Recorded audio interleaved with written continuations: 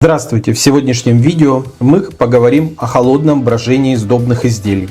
Сегодня я расскажу, как холодное брожение способно кардинально изменить вашу сдобу. Этот метод не просто удобен, он раскрывает вкус и аромат на совершенно другом уровне. Появляется сложный аромат, а текстура становится лучше. Тесто замешивается вечером и проходит длительную холодную ферментацию при температуре плюс 3, плюс 5 градусов по Цельсию. Для того, чтобы получился отличный результат, нужно учесть массу нюансов. Мы поговорим о том, как правильно подготовить сдобное тесто, какие температуры работают лучше и как не испортить все в самом начале. Особый акцент сделаем на сдобные виды теста с большим содержанием масла и яиц. Именно они дают самые вкусные изделия после холодного брожения. А в финале я поделюсь некоторыми вариантами изменения вашей сдобы для того, чтобы у нее стал более яркий вкус. Почему же пекарни полного цикла выбирают длительное холодное брожение даже для сдобных изделий? В первую очередь потому, что вкус меняется, а также удобно работать, потому что с вечера замешивается тесто, ночь оно проходит ферментацию в холодильнике, а утром его можно разделывать, начинять, растаивать окончательно в температуре плюс 30, плюс 28 градусов по Цельсию и уже потом выпекать. Важно понимать, что максимальный порог брожения сдобного теста это будет примерно 24 часа. Конечно, можно выдерживать тесто и дольше, но тогда требуются некоторые изменения рецептуры и более четкая проработка этой рецептуры, потому что даже незначительные изменения содержания сахара и дрожжей могут существенно изменить результат. Такой вариант подходит и для технологии отложенной расстойки, когда у нас есть оборудование, которое совмещает одновременно в себе и холодильную камеру, и расстоечный шкаф. В этом случае мы загружаем уже сформованные изделия, начиненные в холодильную камеру, по сути, вечером. И по заданной программе уже к открытию пекарни у нас будут готовые расстоянные изделия, потому что это оборудование совмещает в себе также и теплую расстойку в температурах выше 28 градусов. Поэтому сдоба может быть приготовлена и по технологии просто ферментации в пласте теста, об этом мы дальше поговорим. Сдоба может быть приготовлена по формату холодного брожения уже в готовых изделиях, но это тоже требует соблюдения некоторых нюансов. А также сдоба может быть приготовлена в формате отложенной расстойки. По сути, это все то же самое, только оборудование здесь применяется другое. Конечно, у всех этих вариантов есть масса нюансов. И вообще, в целом, у сдобы, приготовленной по такой технологии, есть много нюансов. Предыдущими видео мне там написали, что так бывает, а так не бывает. Вот не бывает холодное брожение ржаного хлеба. Это не по правилам. Но если бы вы внимательно читали даже описание к видео, вы бы увидели, что в большинстве своих рецептур я использую хмелевую закваску. А в хмелевой закваске всегда преобладает дрожжевое брожение. Поэтому, когда вы говорите о том, что бывает, а что не бывает, прежде изучите материал. Также хочу заметить, что дрожжи в любых их проявлениях, как то промышленные разных вариантов, так и дикие дрожжи, именно они отвечают за вкус и ароматику в хлебе, в любом хлебе и в других дрожжевых изделиях. Поэтому вам нужно изучить базу и материал для того, чтобы дальше успешно комментировать видео и понимать технологию. Также длительное холодное брожение сдобы делает мякиш более нежным, равномерным и более сливочным. Особенно это заметно в тех видах сдобы, где большое содержание жира, а также яиц и других продуктов молочных, в том числе молока и сливок. К тому же, например, такие виды сдобы, в которых много масла, в охлажденном виде формировать гораздо легче, чем в теплом виде, только что замешанный. Потому что масло достаточно легко тает, и когда его много, сдоба разжижается. Также она разжижается из-за большого содержания сахара. Тоже получается достаточно жидкой. Поэтому холодильник в этом отношении помогает более легкой формовке. Даже когда вы замешиваете сдобу, например, в формате сегодня на сегодня, то есть сейчас замесили и дальше уже сделали, то если у вас большое содержание жира и сахара, или может быть перегрели, можно на незначительное время убрать ее в холодильник. Понятно, что если вы перегрели запас времени у вас будет минимальный, и здесь лучше быстрее ее формовать и уже двигаться дальше. Но если у вас все-таки большое содержание жира и сахара, сдоба достаточно разжижилась, ее можно на чуть-чуть убрать в холодильник. И тогда с ней будет чуть легче работать. Как у любого инструмента технологического, у холодного брожения сдобы также есть свои правила, которые не нужно нарушать, но соблюдая их, вы получите хороший результат. Какие же сдобные изделия подходят для такого формата технологии? В первую очередь это классическая сдоба с высоким содержанием жира, сахара и яиц. Это всевозможные булочки разного формата, в том числе тесто для бриоши с начинками и без, а также для такого формата изделий могут подойти такие виды теста, как куличное тесто, например, что по такой технологии готовят панеттоны. Чем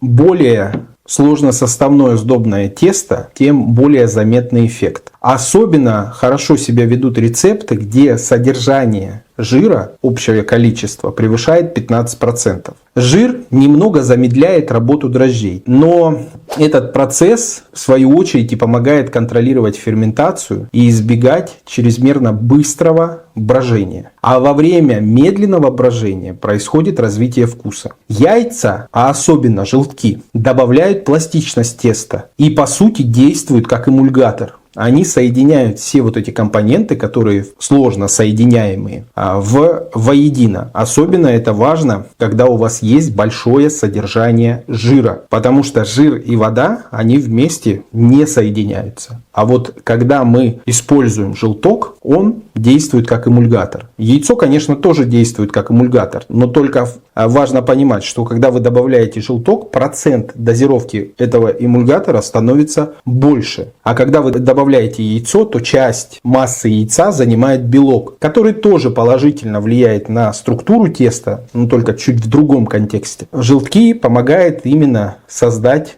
устойчивую систему и своего рода эмульсию. В этом случае тесто становится более эластичным, нежным и идеально подходит для медленной ферментации. Но есть нюансы. Не вся сдоба подходит для длительной холодной ферментации. В первую очередь для такого формата технологии не подходят сладкие теста с содержанием сахара более 20%. Сахар может негативно сказываться на дрожжевом брожении и тормозить само брожение. Также с большой осторожностью стоит относиться к тестам с большим количеством свежих фруктов или ягод. Они выделяют кислоту и влагу, что может негативно повлиять на структуру и на саму ферментацию. Для сдобы лучше всего использовать как наполнитель изюм, цукаты, шоколад, орехи. А если вы используете какие-либо свежие наполнители, которые именно вмешиваются в само тесто, то можно осуществить двухстадийный процесс производства, когда вы сферментировали основную массу теста, а потом дозамесили ее уже с дополнительными ингредиентами. Эту технологию мы разберем чуть позже.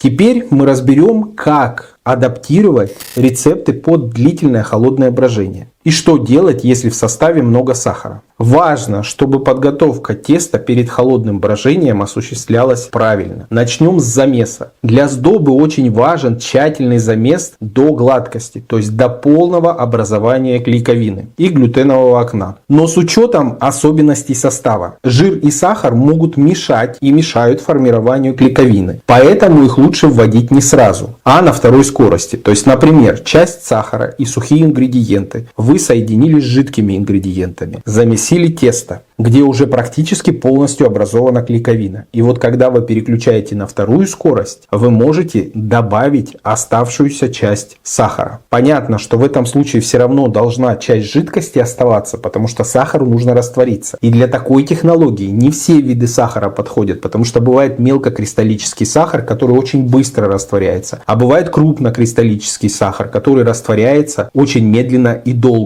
Поэтому часть воды или часть жидкости, молока вы можете оставить для этой технологии. То есть добавление сахара в два этапа. Также на второй скорости вы обязательно должны добавлять жир, так как это сдоба. И весь жир лучше вносить уже при интенсивном замесе, когда глютен, то есть когда клейковина полностью образована. Потому что если вы внесете жир сразу, это будет существенно препятствовать образованию клейковины. А так как жира в сдобе очень много, вы перегреете тесто и полностью не получите структуру правильную. А если вы не дозамесите сдобу, у вас будет маленький объем, у вас будет неправильный выход изделия. И, соответственно, вы получите не тот результат, который нужен. Если же в вашей сдобе много сахара, можно применить еще и другой вариант. Когда вы ферментируете сдобу уже как бы замешанную, но в ней внесен не весь сахар и не все ингредиенты полностью. А уже потом, когда прошла холодная ферментация, вы довносите оставшиеся ингредиенты и как бы дозамешиваете эту сдобу и получаете уже полностью готовое сдобное тесто. Температура теста должна быть в диапазоне 25-24 градуса. Важно понимать, что ниже температуры вам не подойдут, потому что температуры, которые идут до 24 градусов, именно 23-22 градуса, это те температуры, на которых ферментная активность муки очень высокая. И поэтому, если вы будете делать такие низкие температуры, вы получите разжижение теста. Важно соблюдать температурный режим как при замесе сдобы, так и при замесе хлебов. Чрезмерно теплое тесто, то есть выше 25, может иногда 26 градусов, начнет очень интенсивно бродить еще до холодильника. А так как тесто это такая целостная структура и большая, когда вы будете ферментировать его в пласте теста, активность брожения будет сильнее, чем если бы вы разделили его на части и ферментировали отдельными изделиями. Потому что система большая, то есть большой вес. И нагревание этой системы и распределение тепла в ней происходит по-другому. И как следствие, когда она вся нагретая, накопление температуры еще дополнительной в ней происходит быстрее, потому что масса этого теста больше. Для того, чтобы этого избежать, если вы перегрели все-таки тесто, распределите его очень тонким пластом. Потому что в этом случае вы сможете максимально быстро снизить температуру теста внутри. Потому что если вы распределите большим куском, высоким, да, таким, то у вас получится, что нагрев будет происходить очень интенсивно и быстро. Но если вы распределите очень тонким слоем, то, соответственно, охлаждение этого теста происходит и произойдет быстрее. И поэтому как бы вот этот момент с перегревом можно слегка обойти. Но это не значит, что все получится, поэтому я не рекомендую вообще перегревать, особенно сдобные теста, где много сахара, поэтому соблюдайте температурные режимы. Для точной температуры используйте охлажденные ингредиенты. Молоко, яйца. Масло охлажденное использовать будет сложно, поэтому масло нужно, чтобы было наоборот комнатной температуры. Потому что в этом случае вы его на второй скорости вмесите максимально быстро и получите нужный результат. После замеса включаем небольшой отдых для теста. Я советую, чтобы он у вас не превышал 20-30 минут. В некоторых случаях даже этого много. Почему? Потому что в цеху или в том месте, где вы замешиваете тесто, температура может быть достаточно высокой. И брожение будет происходить очень интенсивно. И, соответственно, дрожжи уже активируются максимально быстро. И вы можете получить, что временные промежутки, которые вы запланировали, они просто сдвинутся. Тесто не должно подниматься, то есть не должно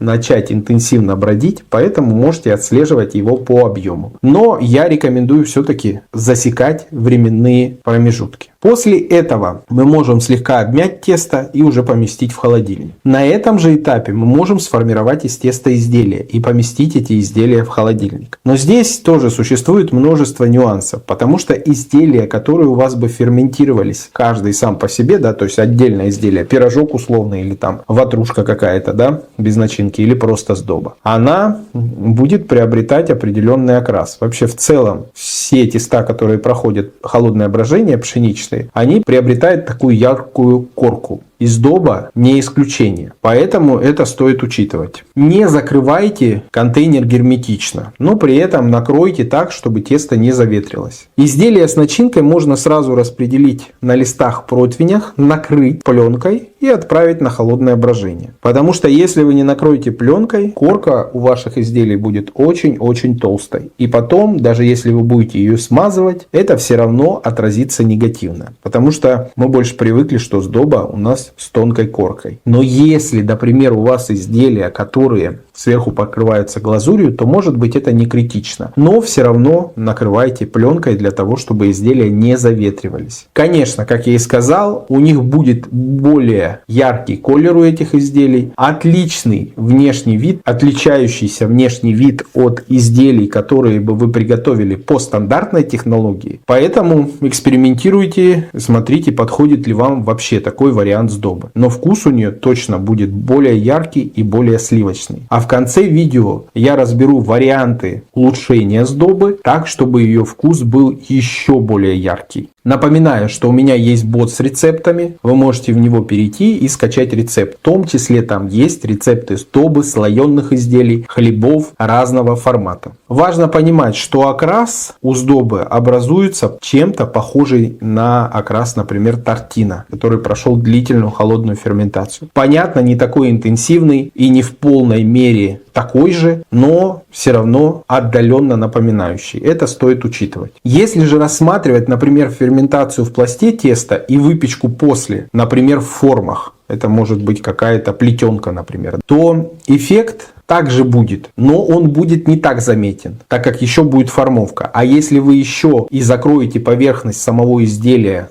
каким-то украшением, то этого эффекта практически видно не будет. Особенно если рассматривать в таком контексте, например, кулич, который вообще сверху закрывается помадкой, а по краям он огорожен формой. Теперь поговорим, какие условия хранения должны быть в холодильной камере и что считается идеальным вариантом температурных режимов для такой сдобы. Идеальный температурный диапазон от плюс 3 до плюс 5 градусов, или плюс 6 градусов. При таких значениях дрожжи работают медленно и вкус развивается максимально глубоко с течением времени. В то время, если температуры будут выше 6 градусов, то есть риск того, что тесто перебродит за очень короткий срок, так как там есть сахар и у дрожжей достаточно питания. И даже масло, то есть жир, может не замедлить этот процесс. И чем меньше у вас вот этот процесс брожения в холодильнике, тем менее ярким будет выражен леопардовый вот этот окрас. Обычно холодильные камеры колеблются в температурах от 2 до 8 градусов. Можно использовать дополнительно термометр для того, чтобы узнать, какая температура именно в вашей холодильной камере. Какие же промежутки времени подойдут для такого вида изделий? От 12 до 18 часов это такая легкая сдоба без избытка жира и сахара. То есть средние характеристики. Выше 18 часов, наверное, до 26 часов. Это уже для таких более сложных изделий, которым нужен более яркий вкус и аромат. Это могут быть куличи и другие похожие на них изделия, которые требуют более ярко выраженного вкуса. Или, например, сдоба с наполнителем. Больше 26 часов, я думаю, что вообще не имеет смысла ферментировать сдобу, но в принципе можно поэкспериментировать с разными временными промежутками. Но важно помнить, что чем дольше она у вас будет бродить, тем ниже нужно снижать содержание дрожжей и снижать содержание сахара. Важно понимать, чем более жирное, то есть чем больше содержания жира в тесте, тем дольше оно может стоять, так как жир замедляет брожение. Сильно сладкое тесто, то есть с дозировкой сахара выше 10%, я не рекомендую выдерживать там больше 26 часов. Но если у вас есть вариант провести второй замес после ферментации, то есть добавить сахар, добавить еще какие-то ингредиенты, то вы можете часть теста ферментировать с низким содержанием сахара, а потом уже дозамесить и добавить остаточную там жидкость и добавить сахар и дозамесить для того, чтобы полностью получить весь сахар в замесе. Такой вариант тоже есть. Понимать, что каждая рецептура требует своего времени. После 24 часов брожения в сдобе может также появиться кислинка. Это результат работы дрожжей и в целом ферментации. И она делает вкус более сложным. Тара для холодной ферментации – это не просто технический момент, это важный инструмент в получении правильного результата. Самый простой и понятная тара – это контейнер с крышкой. Обычно прозрачный контейнер с крышкой. Но, как я и говорил ранее, если вы хотите быстрее охладить сдобу, то вам нужно достаточно тонким пластом ее распределять. Но если вы ничего не перегрели и соблюдаете температурные режимы, вы можете использовать любой контейнер любого формата. Главное, чтобы у него была крышка и чтобы он лучше всего был прозрачный, чтобы вы могли его контролировать, то, насколько тесто уже готово. Важно понимать, что контейнер не нужно закрывать плотно, и дополнительно верх теста мы можем прикрыть пленкой. Ну, конечно, не фасовочной, а такой достаточно толстой, для того, чтобы потом легко ее было снять с самого теста. Всегда плотно закрывайте само тесто. Понятно, крышку лучше приоткрыть, но тесто плотно закрыть. Потому что иначе оно может заветриться, и потом внешний вид вот этих корочек, которые образуются в тесте, он вам вообще не нужен. Теперь разберемся, как же тесто нужно активировать после холодильника. После того, как вы достали тесто из холодильника, если оно у вас полностью готово, то есть вы внесли все ингредиенты, которые нужны, вы должны его подогревать в течение 30-40 минут в условиях цеха. Не в расстойке, не куда-то его ставить там, а просто в условиях цеха. Может потребоваться и больше времени. Но важно замерять температуру от 15 градусов и выше. При этой температуре можно уже приступать к формовке. Важно помнить, что тесто после холодильника сразу лучше не формовать. Оно должно нагреться. На этом же этапе вы можете внести наполнители. То есть замесить тесто и внести наполнители. Это могут орехи, сухофрукты, изюм, цукаты или что-либо другое. Если у вас изделия уже сформованные, то вы точно так же должны достать их из холодильника и нагреть до температуры 15 градусов Цельсия внутри продукта. Потому что если вы сразу поставите их в расстойку, у них может возникнуть шок. И, соответственно, не будет нужного подъема изделий. Они будут прогреваться очень медленно. Почему? Потому что, когда идет прогрев тестовой заготовки, например, в расстоечной камере, она прогревается от краев к центру. И, соответственно, верхние слои уже могут перебродить, а внутренние слои и сама начинка может не разогреться. И когда вы будете ставить эту заготовку в печь, то прогрев ее тоже будет происходить неравномерно, потому что она не будет одинаковая по температуре везде. И поэтому, если это изделие, например, еще и большое, с большим содержанием, то есть теста по отношению к начинке, то верхние слои уже будут готовы самого теста, а слои теста ближе к начинке, они будут полуготовы, не совсем расстоянные. И поэтому, если вы получите полностью расстоянные нижние слои, то верхние слои теста у вас перебродят. Просто потому что они прогреваются первыми. Чтобы это исключить и сделать это более равномерно, именно прогрев, вам нужно, чтобы температура и верхних слоев, и внутренних слоев была одинаковая. Именно поэтому, когда вы замеряете температуру внутри, вы должны замерять температуру прямо в центре изделия. Именно поэтому и ориентируйтесь, иначе можете получить неправильный результат. Для того, чтобы тестовые заготовки уже сформованные не заветрились, обязательно накрывайте их пленкой, и, соответственно, как бы так они еще и быстрее прогреются и в то же время не заветрятся. Важно помнить, что чем жарче у вас в помещении, тем больше ускоряются процессы. И всегда замеряйте температуру на всех этапах. Если вы ферментировали тесто в пласте теста, то можете его уже разделить после достижения температуры. Понятно, что формовка должна быть такой, как если бы вы формовали изделие не после холодного брожения. То есть вы должны его разделить, потом округлить, какое-то время подождать, а только потом уже формировать изделие и размещать начинку в центре. Деление на порции происходит при помощи скребка. Вес тестовых заготовок зависит от того изделия, которое вы будете делать. То есть нужно разделить на одинаковые тестовые заготовки, скатать шар, накрыть пленкой, подождать еще от 10 до 20 минут, а только потом можно приступать к формовке. Важно, чтобы на этом этапе все делать быстро и четко, потому что тесто у вас уже ферментированное. Когда вы его нагреете, дрожжи будут уже начинать активироваться. И, соответственно, процессы пройдут достаточно быстро. Поэтому формуйте быстро и затем после формовки сразу помещайте в расстоечную камеру на температуру 28-30 градусов и влажность от 75%.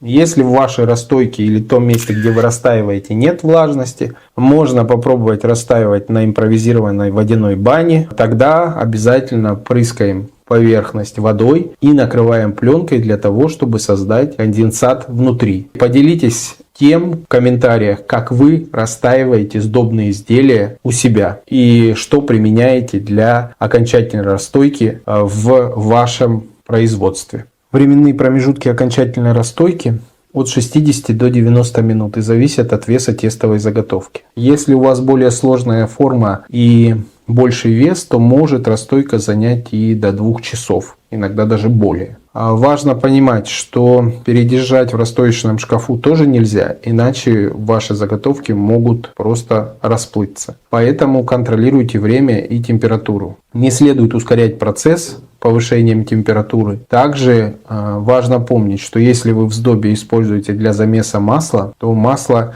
имеет такое свойство, как низкая температура плавления. То есть начало плавления масла начинается с 26 градусов Цельсия, иногда даже ниже. Поэтому соблюдайте температурный режим, чтобы форма ваших тестовых заготовок не расплылась. Понятно, что охлажденное тесто в целом держит форму значительно лучше. Изделия чуть меньше расплываются. Как я и говорил ранее, холодное брожение влияет на структуру теста, а также влияет на внешний вид изделий. При холодном брожении мякиш самого изделия получится более сливочным. Выпечка сдобных изделий начинается от температуры 170, иногда 165 градусов Цельсия. Это минимальная температура, на которой можно выпекать, и может достигать даже 190 и выше. Важно помнить, что если вы будете выпекать на слишком низкой температуре, то ваши изделия будут сушиться. Если на слишком высокой, то, соответственно, ваши изделия будут иметь непрезентабельный внешний вид. Верхние слои пропекутся быстрее, а внутри слои теста, то есть само тесто, пропечется, может даже и не полностью. Поэтому оптимальной температуры посадки это 190 градусов Цельсия. Потом можно снижать до 175-180 градусов и уже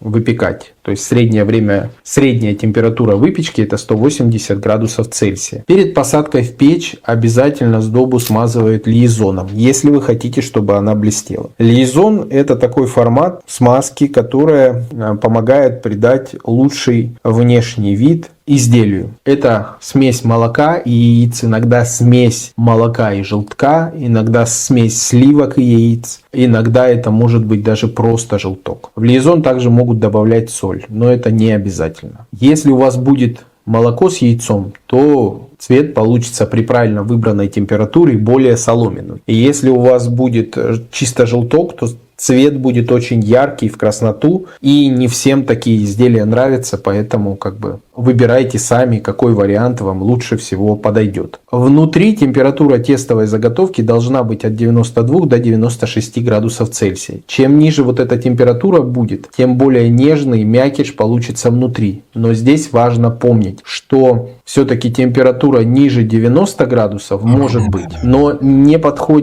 это подходит не для всех изделий. И, соответственно, вы должны уже выбрать для вашего изделия, какая температура оптимальна. Понятно, чем выше температура, тем более суши получите вы изделие. И если у вас еще и нет там начинки, то, соответственно, текстура будет такой себе. Поэтому температура внутри продукта очень важна. Вы при разных температурах можете получить разную консистенцию продукта. И отчасти это влияет на хранение. Потому что если будет в продукте избыточная влага, то это тоже нехорошо. Могут возникать всевозможные виды порчи, в том числе может возникнуть и плесень. Если у вас температура будет слишком высокая, то есть изделие будет более сухое, то может храниться оно, конечно, будет и больше, но консистенция его будет существенно более хуже, чем у того изделия, у которого температура ниже. Поэтому ориентируйтесь не только по внешнему виду, но ориентируйтесь еще и по температуре внутри заготовки. Именно это поможет вам получить разную консистенцию самого изделия. После того, как сдобу вы испекли, вы должны ее остудить и только потом пробовать. Понятно, что если вы не допекли ее, то она может существенно осесть. Если вы все сделали правильно, то форма ее полностью сохранится и вы получите отличный результат. Частыми ошибками в приготовлении именно сдобы по длительной холодной ферментации это может быть брожение больше 26 часов, потому что в этом временном промежутке будет сложно контролировать брожение на более поздних этапах. Важно, чтобы режимы в холодильной камере были оптимальными от плюс 3 до плюс 6 градусов. Не допускайте перегрева теста при замесе, так как перегрев теста ускорит процесс брожения в холодильнике. И все временные промежутки сдвинутся. Температура теста не должна превышать 25 градусов Цельсия. Для холодного брожения важно соблюдать граммовки, особенно сахара и дрожжей, так как даже незначительный перевес может ускорить процесс брожения, иногда очень значительно. Неправильный замес, то есть не полностью образованная клейковина и слишком раннее добавление жира в тесто создадут неправильную консистенцию самого теста, и вы получите более меньший объем, чем если бы замесили его правильно. Важно добавлять масло уже после того, как клейковина теста полностью образована. В лучшем варианте, конечно, замешивать сдобу в двухскоростном тестомесе. Если у вас много сахара, больше 20%, как я и говорил ранее, то разделяйте сахар и добавляйте сахар в несколько этапов. Можно дозамесить тесто и добавить оставшийся сахар уже после холодной ферментации, как и наполнители. Расскажите в комментариях, какие ошибки вы допускали при приготовлении сдобы. Напоминаю, что больше рецептов вы сможете найти в моем телеграм-боте. Давайте теперь сравним холодное брожение с классическим брожением сдобы. Холодное брожение дает более насыщенный и сложный вкус-ароматический профиль. В тесте развивается более богатый сливочный вкус, а текстура становится более шелковистой и устойчивой. Этот вариант брожения идеален для тех, кто хочет добиться по-настоящему высокого уровня выпечки и при этом планировать процесс заранее, так как тесто можно замесить накануне, а выпекать следующим днем. Мякиш в таком случае получается более стабильным, пористым, изделия меньше расплываются, а дрожжей в этом случае требуется на 30% меньше. Однако у этого метода наравне с плюсами есть и слабые стороны. Он требует больше времени, точного температурного контроля, не подходит для сладких видов сдобы при содержании сахара выше 20%. С таким количеством сахара дрожжи просто могут не справиться. Лучше использовать дрожжи, которые специально предназначены для производства сдобных изделий. Они более активны. А также использовать те дрожжи, которые устойчивы к холоду и длительной холодной ферментации. Кроме того, потребуется дополнительное место в холодильнике. В условиях цеха, если он изначально спланирован под такой формат приготовления сдобы, он есть. А если, например, в вашей пекарне недостаточно места, то, конечно, вам придется докупать отдельный холодильник. Классическое же брожение – это быстрый, надежный и универсальный способ. Если вы хотите, чтобы я снял подробное видео о технологиях приготовления сдобных изделий, о всех возможных вариантах приготовления, оставляйте комментарий под этим видео и ставьте лайк. Такой вариант быстрой сдобы подойдет, чтобы испечь изделие здесь и сейчас. Особенно при отсутствии возможности контролировать температуру в холоде. Такой вариант подходит для очень сладких и влажных видов теста, то есть с большим содержанием влаги. Конечно, классический вариант дается всем проще, и сделать его проще и понятнее и легче отследить. Но если вы хотите получить более сложный вкус, более яркий вкус, то используйте длительную холодную ферментацию.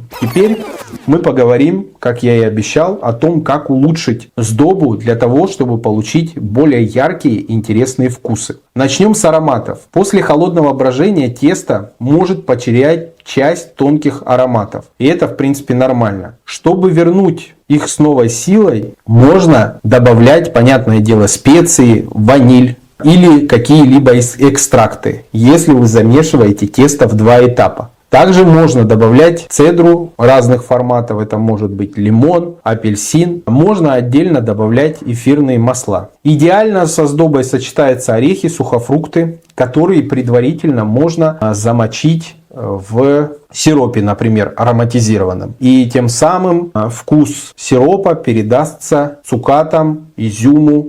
Как же еще можно улучшить свою сдобу? Для улучшения аромата можно добавить в том числе и ваниль, и ванилин, а также можно добавлять заварные пасты на основе муки и молока. В заварную пасту можно добавлять различные вкусоароматические компоненты. Это могут быть различные специи и какие-либо другие вкусоароматические компоненты. Здесь важно помнить, что специи могут существенно поменять цвет вашего изделия, если они будут темные. Поэтому не для всех видов сдобы это подходит. Также для того, чтобы сдоба была более желтой, вы можете добавлять куркуму. Понятно, с ней не нужно переусердствовать, иначе цвет теста уйдет больше в оранжевый. Но для подчеркивания цвета можно незначительный вес на тесто, типа 1 грамм на 1,5-2 килограмма, а может быть даже на 3 килограмма добавлять. И вы получите более желтый цвет мякиша. Можно еще добавлять закваску к сдобе, но не более 1% к массе муки. Такое добавление именно закваски поможет сохранить сдобу на более длительный срок, и мягкость будет незначительно, но дольше продлена. Можно дополнительно, например, ароматизировать молоко, которое вы будете использовать для замеса сдобы. Это поможет осуществить более простой способ внесения специй в само тесто. То есть вы берете молоко, делаете набор специй, кладете эти специи в молоко, кипятите специи в молоке, потом настаиваете молоко, то есть оно должно остыть в условиях цеха, затем остыть в холодильнике, в идеале в течение суток, а потом профильтровываете его от ненужных специй и затем используйте для замеса сдобы. Такой вариант экстракции специй поможет получить более яркий, насыщенный вкус. Понятно, что не все специи по такой технологии можно применять, потому что в первую очередь в сдобе важно, чтобы ее цвет не изменился. Но если у вас какое-то специализированное изделие, которое стерпит изменение цвета самой сдобы, то вы можете использовать такой вариант ароматизации молока для того, чтобы передать вкус сдобе. В этом случае раскрытие самих вкусов именно специй произойдет лучше. Также вы можете заменить часть масла на масло нуазет. Это определенный тип масла, который готовится как полуфабрикат, а его технологии вы можете найти на просторах интернета информацию. И, например, 10-15% от общего количества масла вы можете заменить. Понятно, что себестоимость в этом случае вырастет, но если вы делаете это в рамках маленького производства, можете начать, например, с 5-3% от общего количества масла в замесе. И это точно даст лучший вкус, появятся ореховые ноты, при этом внешний вид самой сдобы не изменится, а станет только даже и лучше. Эти варианты улучшения сдобы действительны для всех видов сдобы. Теперь стоит отметить 3 важных правила, которые помогут добиться стабильного результата в процессе приготовления сдобы. Первое и самое важное – это температурный контроль. Поддерживайте постоянную температуру в холодильнике от +3 до +6 градусов. Время ферментации не должно превышать 26 часов. Конечно, все зависит от рецепта и типа теста. Чем дольше тесто бродит, тем глубже раскрывается его вкус. И самое важное, наверное, правило – это правильная адаптация теста перед формованием. Или правильная адаптация теста перед окончательной расстойкой. Важно, чтобы тесто и тестовая заготовка прогрелась до 15 градусов или выше, чтобы избежать термического шока при помещении в расстоечную камеру и избежать неравномерного растаивания тестовых заготовок. Пишите в комментариях о своем опыте работы со сдобными видами теста. Смотрите и другие видео на моем канале. До свидания. Сегодня мы поговорим о длительном холодном брожении хлеба. Этот метод позволяет создавать хлеба с неповторимым вкусом, ароматом и текстурой. Но у многих он вызывает вопросы и трудности. Почему у одного хлеб получается воздушным и ароматным, а у других плотным и безвкусным? Часто проблема кроется в неправильном подходе к холодному брожению. Но не переживайте, сегодня я расскажу, как избежать ошибок и добиться идеального результата. В этом видео мы разберем все этапы холодного брожения от замеса теста до выпечки. Я расскажу, как правильно подготовить тесто, сколько времени его ферментировать и как избежать самых распространенных проблем. А в конце я расскажу, что делать, если хлеб не поднимается, получается слишком кислым или теряет хрустящую корочку. Для начала давайте разберемся, что такое холодное брожение. Это процесс, при котором тесто ферментируется при низкой температуре, обычно в холодильнике в течение 12 или 72 часов, в этом промежутке. Такая технология позволяет дрожжам или закваске работать медленно, что усиливает вкус и аромат хлеба. Преимущества холодного брожения очевидны. Хлеб получается более ароматным, с насыщенным вкусом и красивой текстурой. Кроме того, этот метод очень удобен. Вы можете замесить тесто вечером, а выпекать хлеб утром или даже через пару дней. Особенно данная технология актуальна для оптимизации работы в пекарне полного цикла. Также такая технология может быть использована в других пищевых предприятиях, где нужно оптимизировать процесс приготовления выпечки, в первую очередь хлеба, а также хлебобулочных изделий. Для блокировки брожения, например, слоеных изделий, может использоваться то же оборудование, которое используется для длительного холодного брожения хлеба. Холодное брожение подходит для многих видов хлеба: багетов, чиабатты, заквасочного хлеба и даже для сладкой выпечки. Каждый из этих продуктов приобретает уникальные характеристики благодаря медленной ферментации. Но чтобы все получилось, важно понимать, как правильно работать с тестом на каждом этапе. Давайте начнем с самого начала, с подготовки теста. Итак, что же происходит с тестом во время холодного брожения? Когда мы помещаем тесто в холодильник, процессы ферментации замедляются, но не останавливаются полностью. Дрожжи или закваска продолжают работать, но уже в более спокойном режиме. Это позволяет тесту развивать сложные ароматы, которые невозможно получить при быстрой ферментации. Чем дольше тесто созревает, тем богаче становится его вкус и аромат. Один из главных плюсов холодного брожения – это контроль над процессом. Если при комнатной температуре тесто может перебродить за несколько часов, то в холодильнике у вас всегда есть небольшой запас времени. Вы можете оставить тесто на ночь, на сутки или даже на двое, и оно не испортится. Это особенно удобно для тех, кто оптимизирует технологии приготовления хлеба в пекарне полного цикла. А также это помогает оптимизировать ресурсы и сделать выкладку витрины максимально быстрой. Еще одно преимущество – улучшение структуры мякиша. Медленная ферментация позволяет глютену, клейковине, развиться более равномерно, что делает хлеб более эластичным и воздушным.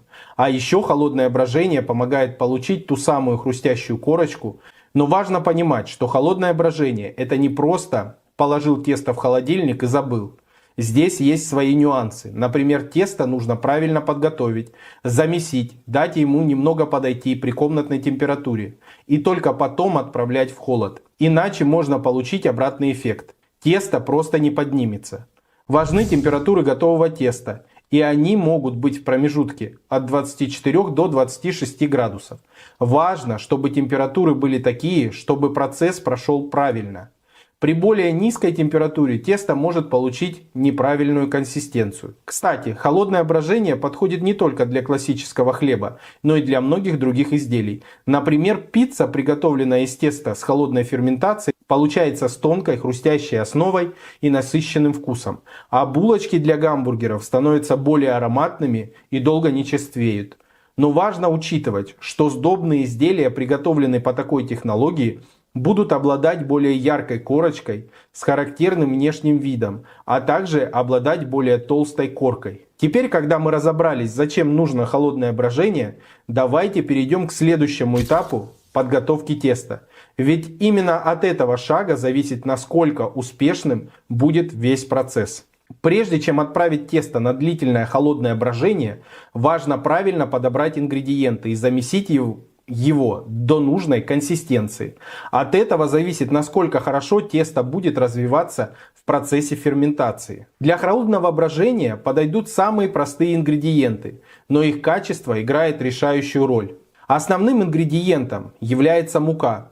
Лучше всего использовать хлебопекарную муку с высоким содержанием белка, от 11 до 13% в сухом виде. Она поможет создать прочный клейковинный каркас, который выдержит длительное холодное брожение. Можно использовать пшеничную, ржаную или смесь разных видов муки. Понятно, что содержание белка относится к пшеничной муке. Вода.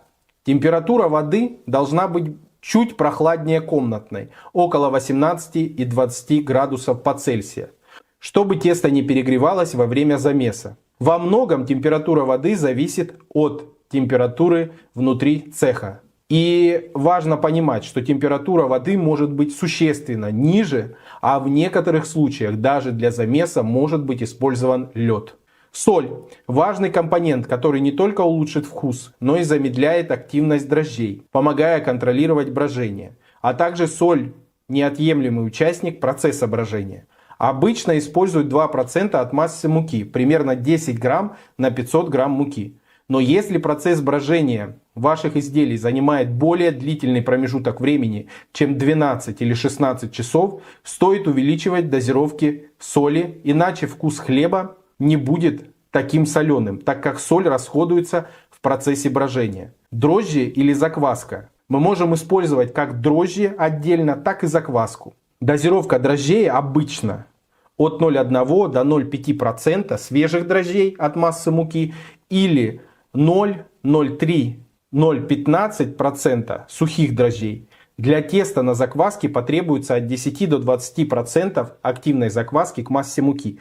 Здесь уже во многом зависит от того, какую закваску вы используете и комбинируете вы закваску и дрожжи или нет. Важно, чтобы пропорции были точными. При холодном брожении тесто ферментируется долго, поэтому даже небольшие изменения в количестве ингредиентов могут существенно повлиять на результат. Чем меньше дрожжей, тем медленнее процесс и мягче вкус. Можно использовать только закваску или комбинировать закваску и дрожжи. Больше рецептов вы сможете найти в моем телеграм-канале. Теперь, когда мы разобрались с ингредиентами, переходим к самому важному процессу, а именно замесу теста. Холодное брожение требует теста с развитой клейковиной, поэтому его замес можно делать разными способами. В пекарне замес проходит с использованием двухскоростного тестомеса, для того, чтобы было оптимальное развитие клейковины. Есть и другой вариант замеса, для еще более лучшего развития клейковины. И этот метод использует в своей технологии автолиз. Автолиз — это когда мы смешиваем муку и воду и оставляем на 30 минут в спиральном тестомесе. А затем добавляем соль и дрожжи и оставшуюся муку и проводим замес, как и в предыдущем варианте. Для автолиза можно использовать 50% муки в замес и всю воду или часть воды. Подробнее про автолиз я уже делал отдельное видео, вы можете найти его на моем канале. Можно замешивать тесто и в планетарном миксере. На первой скорости 3 минуты, затем еще 5-7 минут на второй скорости. Но здесь важно понимать, что если ваша мука с высоким содержанием белка или вы дополнительно вносите глютен в замес, то планетарный миксер — это такое оборудование, которое будет достаточно серьезно изнашиваться при замесе таких вязких консистенций. Поэтому здесь стоит учитывать, что загрузка планетарного миксера не может быть полной, будет лишь частичная загрузка.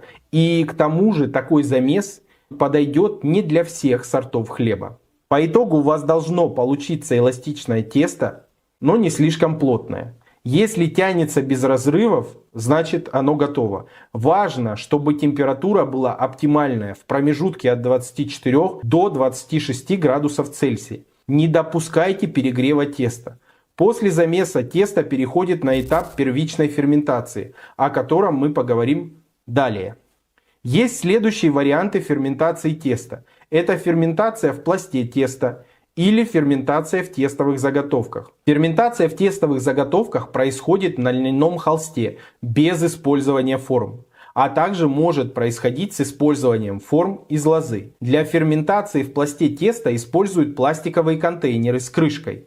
После ферментации в тестовых заготовках можно сразу выпекать изделия, а для ферментации в пластах теста требуется еще дополнительный технологический процесс – формовка. Теперь поговорим о процессе первичной ферментации. После того, как тесто замешано, начинается первичная ферментация. Этот этап очень важен, потому что именно сейчас в тесте начинает развиваться вкус, структура и газообмен. Как же правильно запустить процесс брожения? Сначала тесто оставляют при комнатной температуре. Оптимально от 24 до 28 градусов Цельсия. Важно дать дрожжам или закваске активизироваться и начать работу.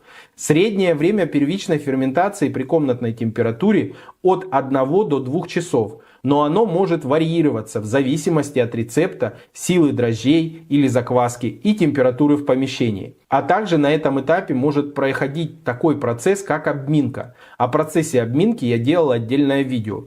Данный процесс служит, чтобы укрепить клейковину и получить лучшую формоустойчивость и объем. Особенно это важно для тех хлебов, которые ферментируются без формы, и хлебов, которые похожи на чиабатту. Как же понять, что тесто готово к охлаждению? В первую очередь оно должно увеличиться в объеме. Поверхность теста станет гладкой и упругой, появятся небольшие пузырьки. При легком нажатии пальцем тесто немного пружинит, но не сразу возвращается в исходное состояние. Как же правильно охладить тесто? Когда тесто прошло первичную ферментацию, его нужно переложить в холодильник. Это ключевой момент. Если сделать это слишком рано, тесто может не успеть развить вкус, а если слишком поздно, может перекиснуть. Используйте глубокую миску или контейнеры. В рамках технологического процесса пекарни всегда используются контейнеры разных размеров. Либо 60 на 40, либо 20 на 30, либо какие-то другие размеры, прямоугольные и квадратные. Лучше всего, чтобы они были с крышкой, но не слишком герметичной, чтобы тесто могло дышать. Перед тем, как убрать тесто в холодильник, его можно слегка обмять, чтобы выпустить излишки углекислого газа, в случае, если в вашем процессе не было обминки. Оптимальная температура хранения теста от плюс 3 до плюс 6. При таких температурах процесс брожения существенно замедлится.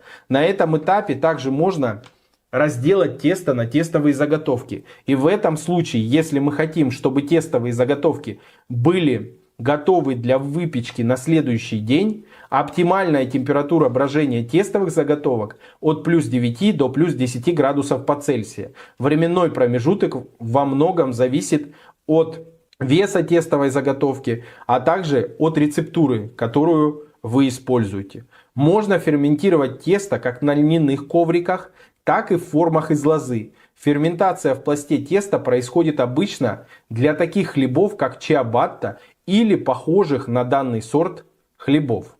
Как долго тесто можно держать в холодильнике? Как минимум от 8 до 12 часов. Этого достаточно для улучшения вкуса. Оптимально 18-24 часа. Идеальное время для развития сложного аромата. До 48-72 часов этот вариант возможен для некоторых видов теста. Но нужно учитывать, что в таком случае вкус может стать слишком кислым. И рецептура для таких изделий требует более детальной проработки.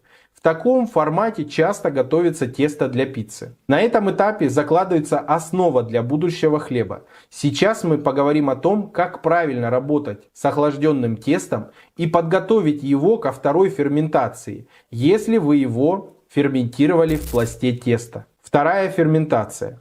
После длительного холодного брожения тесто становится более ароматным, эластичным и насыщенным углекислым газом. Теперь его нужно правильно подготовить к выпечке. Аккуратно достать из холодильника, сформовать и дать окончательную расстойку перед отправкой в печь. Как же работать с охлажденным тестом? Когда тесто выходит из холодильника, оно очень плотное и холодное. Главное не спешить и обращаться с ним бережно, чтобы не нарушать структуру. Достаем тесто из холодильника и перекладываем на слегка присыпанную мукой рабочую поверхность. Не разминаем его. Важно дать тесту немного согреться. 10-15 минут при комнатной температуре. Во многом это зависит от рецептуры. И на этом этапе я рекомендую вам ориентироваться по термощупу. То есть всегда тесто разделывать одной и той же температуре. Достаточно просто воткнуть термощуп в тесто и получить температуру. Засечь время и всегда делать одинаково. Если начать формовать слишком холодное тесто, оно будет плохо растягиваться и будет рваться. Разделка теста. Если мы работаем с большой порцией, тесто делят на нужное количество частей с помощью скребка. Главное не мять и не сжимать слишком сильно. Если тестовые заготовки уже сформированы, то в этом случае нагреваем тестовую заготовку до температуры внутри тестовой заготовки от плюс 9 до плюс 15 градусов Цельсия. Затем украшаем, делаем надрез и отправляем в печь для выпекания. Вторая ферментация или вторая расстойка. Если формовку осуществляем после ферментации в пласте теста, то тесто должно снова подняться перед выпечкой. Этот этап занимает от 30 минут до 2 часов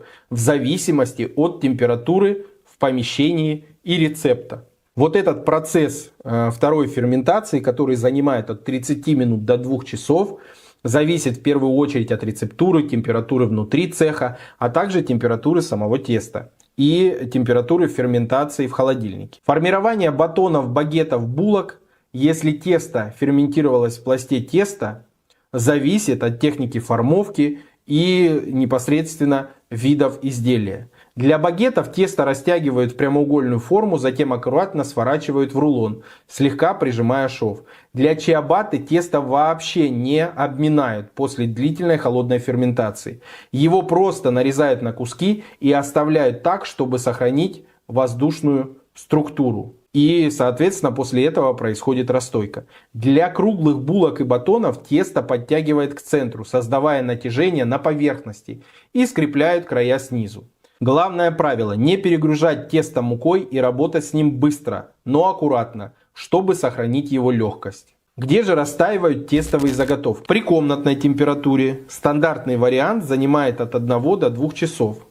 В теплой среде от 26 до 30 градусов Цельсия, сокращает время до 30-60 минут, но важно не перегреть тестовую заготовку, важно, чтобы в расстойчном шкафу была влажность 75% или выше, и, как правило, по такому принципу готовят в большей степени формовые хлеба. А если у вас такие хлеба ремесленного формата, то лучше их ферментировать внутри цеха. Как понять, что тестовая заготовка готова к выпечке? Она увеличилась в размере примерно в 1,5 раза. Это самый простой показатель. Важно, чтобы вы засекали временные промежутки, понимали, какой внешний вид хлеба и от чего он зависит, и поэтому важно соблюдать и временные промежутки, и температурные режимы. При легком нажатии пальцем вмятина медленно восстанавливается в тестовой заготовке. Если тесто слишком быстро пружинит назад, значит нужно больше времени для расстойки. Если вмятина остается глубокой, тесто уже перестояло. Его нужно срочно выпекать. После длительного брожения и расстойки наступает самый важный момент – выпечка. От этого этапа зависит, какой корочкой, мякишем и вкусом будет обладать наш хлеб. Здесь важно правильно разогреть печь. Обычно температура посадки выше минимум на 10 градусов Цельсия, чем температура выпечки. Создать пар и выдержать нужное время и нужную температуру. Подготовка к выпечке. В первую очередь разогреваем печь заранее. Для большинства видов хлеба оптимальная температура находится в диапазоне от 210 градусов до 230-240 градусов. Печь должна быть хорошо прогрета. Создаем пар. Первые 1,5-2 минуты выпечки пар помогает размягчить поверхность и корку тестовой заготовки, что в первую очередь формирует больший объем, то есть тестовая заготовка начинает равномерно увеличиваться, а также этот процесс придает хрустящую корочку самому готовому хлебу. Пар подается первые несколько минут при посадке хлеба. Также процесс подачи пара помогает хлебу максимально подняться. После 2 минут убираем пар и снижаем температуру на 10, 20, иногда даже и на 30 градусов. Общее время выпечки зависит от размера буханки хлеба. Пар является очень важным моментом при выпечке хлеба, так как пар размягчает корку, которая образуется в процессе длительной холодной ферментации. Для того, чтобы простым способом проверить хлеб на готовность, самый простой способ — это постучать по дну хлеба, и звук должен быть глухим. Понятно, что тестовая заготовка горячая и не стоит ее брать руками, а нужно только одеть специализированные перчатки. Но есть и более простой способ, это воткнуть в тестовую заготовку термощуп, и на индикаторе должно показываться от 95 до 98 градусов Цельсия. Здесь, конечно, во многом зависит от того, какой внешний вид вы хотите получить. И, соответственно, если вы хотите менее яркую корку, то, конечно, температурные режимы вам стоит снизить. Именно температуру посадки и температуру выпечки. Но если вы хотите получить яркий колер, то следует соблюдать те температуры, которые я сказал. Важно, что в готовом хлебе корочка золотистая, хрустящая, с красивым надрезом и равномерным раскрытием. Перед тем, как обычно хлеб сажают в печь, его украшают. Но эти украшения имеют не только элемент, скажем так, красоты, но еще и технические моменты. Когда мы надрезаем корку тестовой заготовки, мы получаем ослабление поверхности, тем самым тестовая заготовка раскроется максимально и увеличится ее объем до максимально возможного размера. Мякиш пористый, мягкий, но упругий, с равномерными порами. Аромат насыщенный, с легким кисло-сладкими нотками, особенно если использовалась закваска. Остывание хлеба, как правило, происходит в течение 3-4 часов. Какие же проблемы могут возникнуть на этапе подготовки такого хлеба? Даже если вы четко следовали всем этапам, при холодном брожении могут возникнуть разные проблемы. Тесто плохо поднимается, хлеб получается слишком кислым или корочка не хрустит. Давайте разберем основные ошибки и как их исправить. Первая проблема: тесто не поднимается в холодильнике. Возможные причины: слишком низкая температура хранения, ниже плюс 3 градусов Цельсия, недостаточно дрожжей или слабые дрожжи, или недостаточно закваски или слабая закваска, слишком короткая первичная ферментация, недостаточная температура теста перед загрузкой в холодильную камеру. Также может быть проблема в самих дрожжах, они могут быть малоактивные. И сама закваска тоже может быть малоактивной. Решение вот этих всех задач следующее. Убедитесь, что температура в холодильнике от плюс 3 до плюс 6 градусов или больше. Все зависит от технологии, а также от способа реализации ферментации и рецептуры. Если тесто совсем не увеличилось в объеме, перед охлаждением оставьте его при комнатной температуре на 2-3 часа. Это может помочь. Понятно, что вы должны выявить эту технологию один раз и потом использовать одни и те же ингредиенты, и с одними и теми же промежутками времени у вас получится один и тот же результат. Для того, чтобы правильно организовать технологию, в первую очередь необходимо производить замеры температуры на всех этапах приготовления, использовать термощуп и засекать время каждого этапа. Это может гарантировать одинаковый результат на всех технологических циклах. Если используете закваску, проверьте ее активность. Перед добавлением в тесто она должна увеличиваться в 2-3 раза за 4-6 часов. Это самый простой метод. Можно ориентироваться и по кислотности закваски. Что же делать, если хлеб получается слишком кислым? Слишком долгое брожение в холодильнике. Высокая температура брожения, активизируются молочно-кислые бактерии. Слишком кислая закваска, которую добавляете в замес. Большие временные промежутки брожения хлеба в условиях цеха. Решение этих задач: сократите время холодного брожения до 18-24 часов. Если вкус все равно слишком кислый, попробуйте уменьшить количество закваски или дрожжей. Или проверить закваску и привести ее технологические параметры в норму.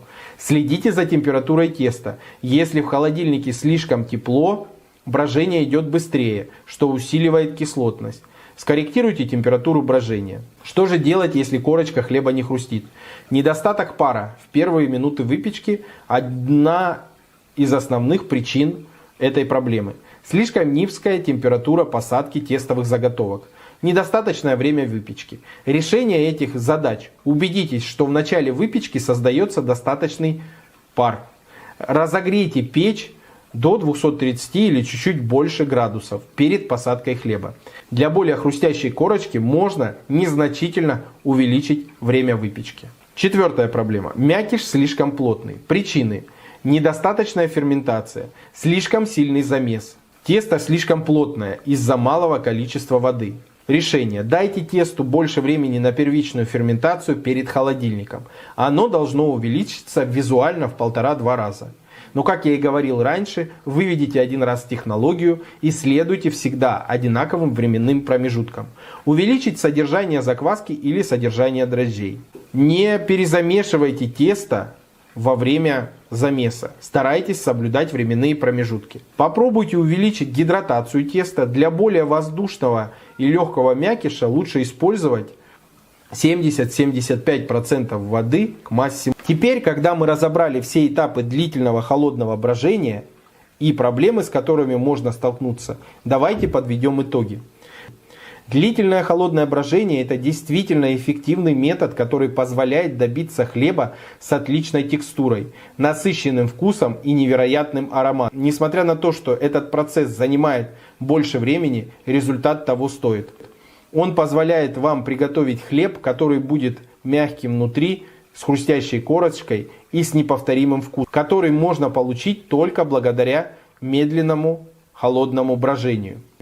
Основные преимущества этого метода: более насыщенный вкус и аромат. Молочно-кислые бактерии, развиваясь, придают хлебу кислинку, которая придает ему сложность во вкусе.